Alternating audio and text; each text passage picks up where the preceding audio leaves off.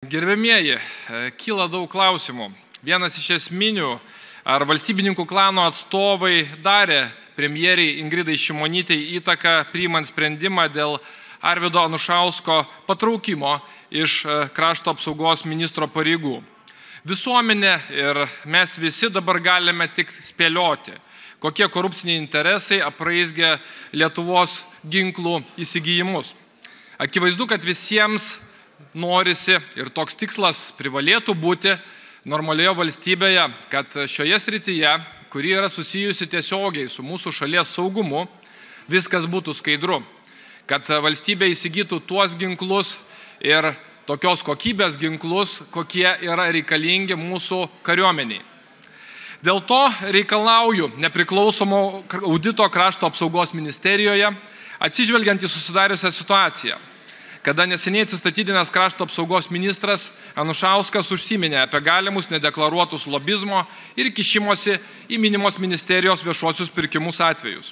Jeigu dabartiniai valdantieji liberal-konservatoriai sąžiningo audito nenorės ar bijos, kviesiu iš ES tarptautinius ekspertus, kad jie atliktų auditą ir sąžiningai įvertintų susidariusią situaciją mūsų valstybėje. Noriu paraginti visus Lietuvos žmonės nebūti abejingais, dėl to, kad tai, kas vyksta mūsų šalyje, yra precedento neturintys dalykai. Kai šalis susiduria su daugybė grėsmių, mūsų šalies valdantieji tiesiog spjauna visuomeniai į veidą ir nekreipia dėmesio į multimilijoninius korupcijos skandalus, pradedant Vilniaus stadionu ir baigiant ginkluotės įsigijimais.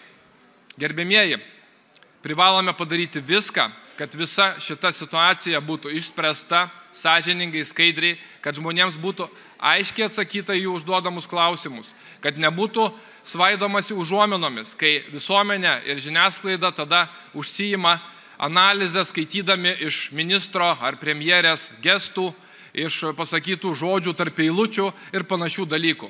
Taip neturėtų būti. Mes privalome ir turime teisę žinoti atsakymus.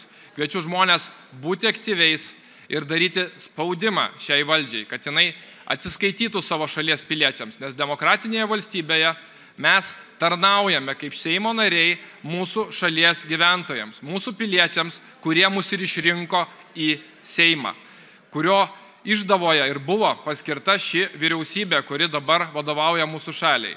Taip kad atsakomybės tikrai neišvengsite. Dėkui.